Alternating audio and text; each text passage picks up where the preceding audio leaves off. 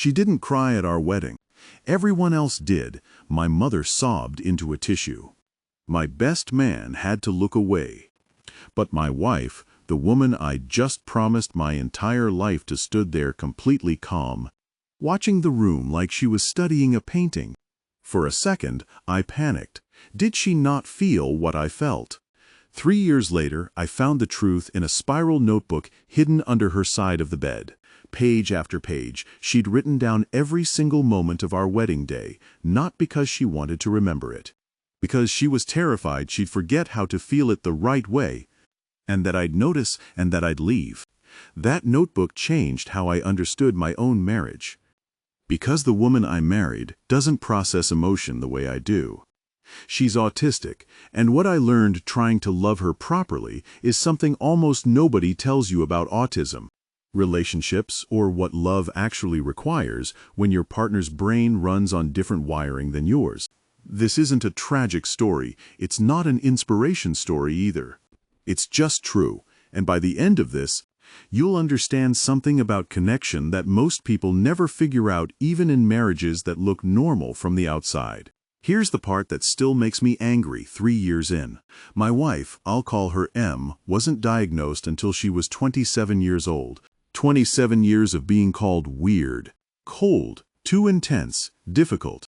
27 years of teachers, bosses, even her own mother telling her to just try harder to be normal. And here's the thing that most people don't know: this happens constantly to women. Boys get identified with autism roughly 3 times more often than girls, according to CDC surveillance data. Not because autism is rarer in girls, because girls are better at hiding it.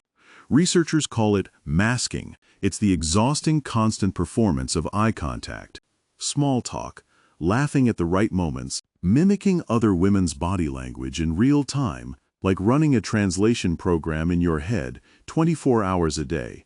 Mem didn't get diagnosed because a doctor finally noticed something. She got diagnosed because she had a breakdown in a grocery store parking lot at age 27, sat in her car for 4 hours, and finally admitted to herself that pretending was killing her. When she told me this story on our 3rd date, I didn't understand the weight of it yet. I thought, okay, she's had a hard life. That said, I did not understand that I was about to marry someone who had spent almost 3 decades performing a version of herself just so people would stop asking what was wrong with her. And here's where it gets interesting, because 6 months into dating her, I found out I'd been falling for the mask, not the real her. And the moment the mask came down for the first time, that's when things almost fell apart. We'd been together about 8 months. I planned a surprise birthday dinner, 12 of her friends, a restaurant with string lights, the whole thing. I was so proud of myself. She walked in, saw the crowd, and her whole body changed. Not excited, frozen. She sat through dinner barely speaking, hands pressed flat against her thighs under the table. I thought she hated it. I thought she hated me for planning it. We got in the car afterward, and she started shaking, not crying. Shaking, and told me the noise, the lights, the number of people talking at once had felt like standing inside a fire alarm for 3 hours straight. She wasn't being dramatic. This is an actual documented feature of autism called sensory processing differences. Many autistic adults experience ordinary sensory input noise, light, texture at a volume and intensity neurotypical brains simply don't register. It's not a preference, it's neurology. I remember sitting in that parking lot thinking, I don't know if I can do this. Every celebration, every surprise, every normal relationship milestone I'd imagined, was it going to be an ordeal for her every time? That night, I almost ended it. Not out of cruelty, out of fear that I wasn't capable of loving someone whose needs I didn't understand. I didn't leave, but I'll tell you exactly what changed my mind. Because it wasn't romance. It was one sentence she said to me a week later, and it rewired how I think about relationships entirely. She said, "I'm not asking you to feel what I feel. I'm asking you to believe me when I tell you what I feel. That's it. That was the whole thing. Because up until that point, I'd been operating on an assumption most people carry into every relationship without realizing it, that love means intuiting your partner's needs. Reading the room. Just knowing. Movies had trained me to believe that real love doesn't need to be explained, it's supposed to be felt, understood without words. Mem's autism broke that assumption completely, and honestly breaking it made me a better partner to everyone in my life, not just her. Because here's what nobody tells you: intuition fails. All the time. In every relationship, not just ones involving autism. Most couples just never find out how badly, because they keep guessing and calling the guesses understanding. With M, guessing wasn't an option. I had to ask directly, are you overstimulated right now? Do you want comfort, or do you want space? When you go quiet, does that mean you're upset with me? Or are you just processing? And she'd answer, plainly. No hidden meaning, no test, no if you loved me, you'd know. I used to think that sounded unromantic. Turns out it's the opposite. It's the most honest form of intimacy I've ever experienced. Because there's no guessing game to lose. But I want to be clear, this wasn't some smooth movie montage where I learned to understand her and everything got easy. There was one moment about a year in where I made a mistake so big I thought I'd actually broken something between us permanently. We were at my sister's house for a family gathering. Mem was overwhelmed, too many people. Too loud, too long. She did what she does when she's reaching her limit. She stepped outside, sat on the porch steps alone, and started quietly rocking. This is a self-soothing motion called stimming that a lot of autistic people use to regulate overwhelming sensory input. My cousin saw her through the window and laughed, said something like, "What's she doing? Praying?" And I laughed too. I didn't mean anything by it. It was reflexive. A nervous laugh at an awkward comment.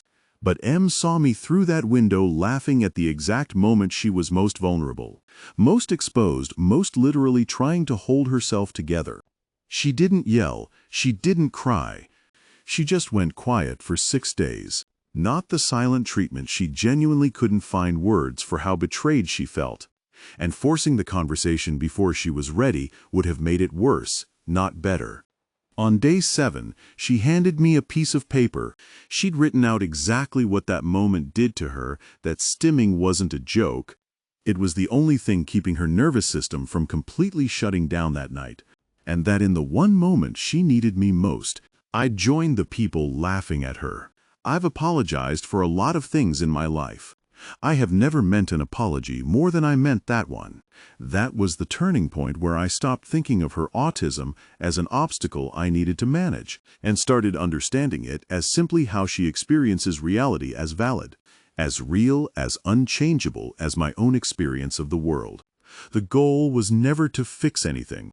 There was nothing broken. The goal was to stop expecting her to translate herself into my language every single time, and to finally learn some of hers. Here's the part that surprises people most when I tell this story.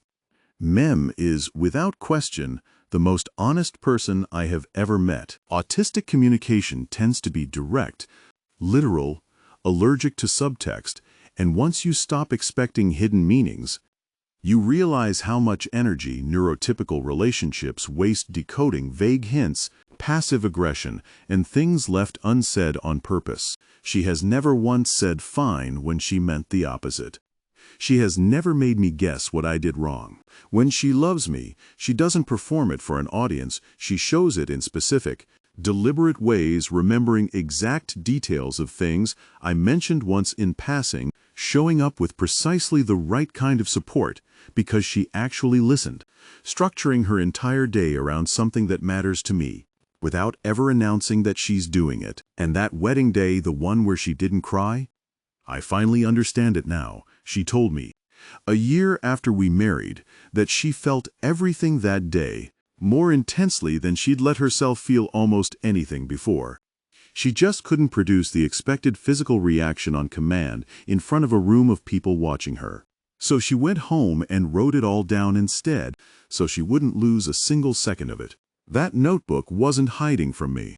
It was her proof that she loved me as much as anyone in that room, just in a shape nobody had taught either of us to recognize yet. If there's one thing 3 years of this marriage has taught me, it's that most of us are terrible at loving people outside the one script we grew up believing was the only correct one. Mem didn't need me to fix her, translate her, or manage her condition like a problem to solve. She needed me to ask instead of assume, to believe her instead of reading her. And honestly, every relationship would survive more if we all did that a little more often, autism or not. If this story made you see something differently, tell me in the comments. And if you know someone who's been told their whole life that they love wrong, send them this.